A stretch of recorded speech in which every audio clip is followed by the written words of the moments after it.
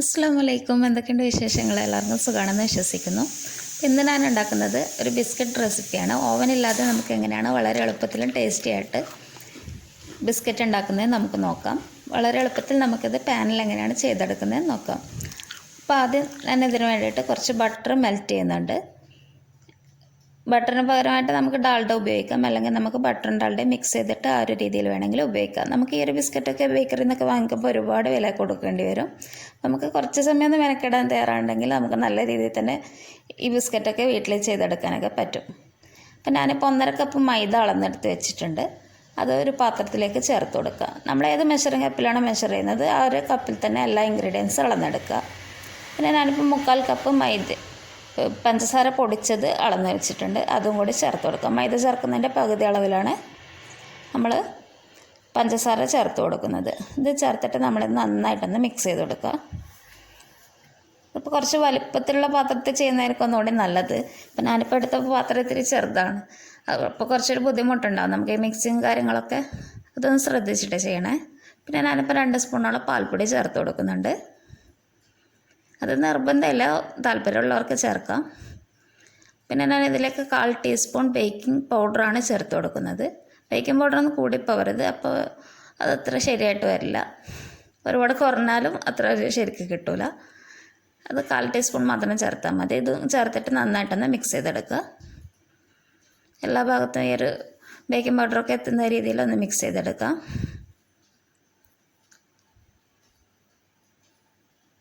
പിന്നെ ഞാൻ ഇതിലേക്ക് കുറച്ച് വാനില എസൻസ് ചേർത്ത് കൊടുക്കുന്നുണ്ട്. ഇത് നിർബന്ധമൊന്നുമില്ല, പക്ഷേങ്കിൽ ചേർത്തുള്ളൊരു പ്രത്യേക ടേസ്റ്റ് തന്നെയായിരിക്കും. ബട്ടറിൻ്റെ കൂടെ ഈ എസൻസൊക്കെ വരുന്ന സമയത്ത് നല്ലൊരു ടേസ്റ്റ് തന്നെയായിരിക്കും. അപ്പോൾ ഇതും ചേർത്തിട്ട് നന്നായിട്ടൊന്ന് മിക്സ് ചെയ്ത് കൊടുക്കുക. പിന്നെ വീഡിയോസൊക്കെ ഇഷ്ടമാണെന്നുണ്ടെങ്കിൽ എല്ലാവരും ലൈക്ക് ചെയ്യണം, അഭിപ്രായങ്ങളൊക്കെ അറിയിക്കുക. പിന്നെ ഞാനിപ്പം മെൽറ്റഡ് ബട്ടർ 1 കപ്പ് എടുത്തിട്ടുണ്ട്. അപ്പോൾ നമ്മൾ ബട്ടർ ഉരുക്കിയ ശേഷമാണ് നമ്മളിത് അളന്നെടുക്കുന്നത്. അത് 1 കപ്പാണ് ഞാൻ എടുത്തിട്ടുള്ളത്, 150 ml. അപ്പോൾ അതുകൊണ്ടാണ് ഞാനിപ്പോൾ 225 ml ഗ്ലാസ്സിൽ മൈദ അളന്നെടുത്തിട്ടുള്ളത്. അത് 1.5 കപ്പ് മൈദ എടുക്കുക. അപ്പോൾ ആ ഒരു രീതിയിൽ വേണം എടുക്കാൻ വേണ്ടിയിട്ട്. 1/4 കപ്പ് പഞ്ചസാര. ഇത് നമുക്ക് എല്ലാം കൂടെ ഒന്ന് മിക്സ് ചെയ്ത് കൊടുക്കാം. ഈ ഒരളവ് ശ്രദ്ധിച്ചാൽ മതി, ഏത് മെഷറിംഗ് കപ്പ് എടുത്താലും കുഴപ്പമൊന്നുമില്ല. നമ്മൾ മെൽറ്റഡ് ബട്ടർ അളന്ന ശേഷം മാത്രം മറ്റുള്ള ഇൻഗ്രീഡിയൻസ് അളന്നെടുക്കുക. ഇത് നമുക്കൊരു ഡോ പോലെയായിട്ട് കിട്ടിയിട്ടുണ്ട്. ഒരുപാട് നമ്മൾ വീണ്ടും നെയ്യൊന്നും ചേർത്ത് കൊടുക്കരുത്. ഇത് പഞ്ചസാര നമ്മൾ അങ്ങനെ ചേർത്തിട്ട് ലൂസായി പോവും ചിലപ്പം. ഈ ഒരു പഞ്ചസാരയും നെയ്യൊക്കെ പിന്നെ കുറച്ച് സമയം കഴിയുമ്പോഴത്തേക്ക് ഒന്നുകൂടി മെൽറ്റാവും. അപ്പോൾ ഈ ഒരു രീതിയിൽ ചെയ്തെടുത്താൽ മതി. ഇത് കൈവെള്ളയിൽ വെച്ചിട്ടൊന്ന് പ്രസ് ചെയ്യുക, ചെറിയൊരു ബോൾസ് ആക്കിയിട്ട്. പിന്നെ നമുക്കൊരു ഫോർക്ക് വെച്ചിട്ടൊന്ന് അമർത്തി കൊടുക്കുക. ഇതൊരു ഡിസൈൻ ചെയ്യാൻ വേണ്ടിയിട്ടാണ്. ഇതൊന്നും നിർബന്ധമൊന്നുമില്ല, നമുക്ക് സാധാരണ പ്ലെയിനായിട്ടും ചെയ്യാവുന്നതാണ്. ഇതൊക്കെ ഓരോരുത്തരുടെ ഇഷ്ടം അനുസരിച്ച് ചെയ്യാം.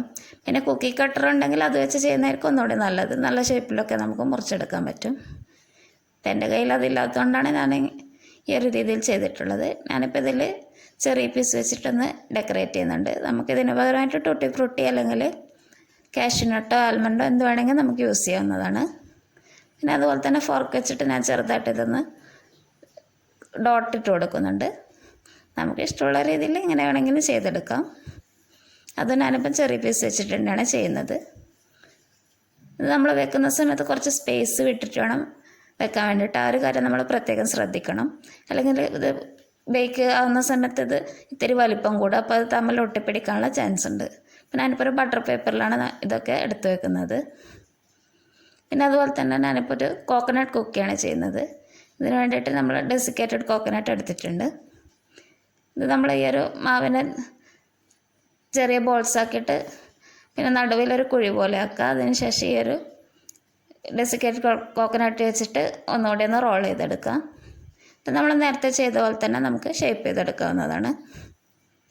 അപ്പോൾ നമുക്ക് ഇങ്ങനെ ചെയ്യുമ്പോൾ നല്ലൊരു ടേസ്റ്റ് തന്നെയാണ് കേട്ടോ. ഒരു തേങ്ങയുടെ ഒരു ഫ്ലേവർ കിട്ടുന്നുണ്ട്. നമുക്ക് ഇഷ്ടമുള്ള രീതിയിൽ ഏത് രീതിയിലും ചെയ്തെടുക്കാം.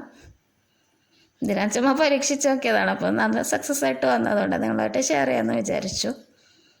അപ്പോൾ ഇത് നമുക്ക് ആ ഒരു രീതിയിൽ തന്നെ ഡിസൈൻ ചെയ്തെടുക്കാവുന്നതാണ്. ഇതിൽ ഞാനിപ്പം ഒരു ബദാം പീസാണ് വെച്ചിട്ടുള്ളത്. നമ്മൾ സ്പേസ് വിട്ടിട്ട് വെക്കാൻ വേണ്ടിയിട്ടൊന്ന് ശ്രദ്ധിക്കുക. പിന്നെ ഞാനിപ്പം ഇത് കുറച്ച് ചെയ്തെടുത്തിട്ടുണ്ട്. ഇതിപ്പോൾ ഞാനൊരു പാനിൽ പൂഴി ചേർത്തിട്ട് ഒരു പാത്രം കമഴ്ത്തി വെച്ചിട്ടുണ്ട്. അതിന് മുകളിലാണ് ഇത് വെച്ച് കൊടുക്കുന്നത്. ഇത് 5 മിനിറ്റ് പ്രീ ഹീറ്റ് ചെയ്തെടുത്തിട്ടുള്ളതാണ്. അതിലേക്ക് ഇത് വെച്ച് കൊടുക്കുക. ഇത് വെക്കുമ്പോൾ സ്പേസ് വിട്ടിട്ട് തന്നെ വെക്കാൻ വേണ്ടിയിട്ട് ശ്രദ്ധിക്കുക. പുളി ചേർക്കണം നിർബന്ധമൊന്നുമില്ല, നമുക്ക് താല്പര്യം ഉണ്ടെങ്കിൽ ചേർത്താൽ മതി. പിന്നെ പാത്രം നമ്മൾ നേരെ വെച്ചാലും കുഴപ്പമൊന്നുമില്ല കേട്ടോ. ഞാനിതൊന്ന് അടച്ച് വെക്കുന്നുണ്ട്. അടച്ച് വെച്ചിട്ട് 25-30 മിനിറ്റ് വരെ ലോ ഫ്ലെയിമിലാണ് ബേക്ക് ചെയ്യുന്നത്. പിന്നെ അതുപോലെ തന്നെ പൂഴി ഇല്ലാണ്ട് ചെയ്യുന്നുണ്ടെങ്കിൽ 20 മുതൽ 25 മിനിറ്റ് വരെ നമുക്ക് ലോ ഫ്ലെയിമിൽ തന്നെ ചെയ്യാം. ഇതിപ്പോൾ നമ്മൾ 25 മിനിറ്റ് കഴിഞ്ഞിട്ടുണ്ട്. ഇത് നമ്മൾ അപ്പാടെ നമ്മൾ അടുപ്പിൽ നിന്ന് മാറ്റാൻ പാടില്ല. ഫ്ലെയിം ഓഫ് ചെയ്തിട്ട് കുറച്ച് സമയം ഇത് തണുപ്പ് ആവുന്നത് വരെ ഈ ഒരു രീതിയിൽ തന്നെ വെക്കണം. അതിനുശേഷം മാത്രമേ ഇത് സെറ്റായിട്ട് വരികയുള്ളൂ. പിന്നെ അതുപോലെ തന്നെ നമ്മുടെ വീഡിയോസൊക്കെ ഇഷ്ടമാകുന്നുണ്ടെങ്കിൽ എല്ലാവരും സബ്സ്ക്രൈബ് ചെയ്യുക. താങ്ക്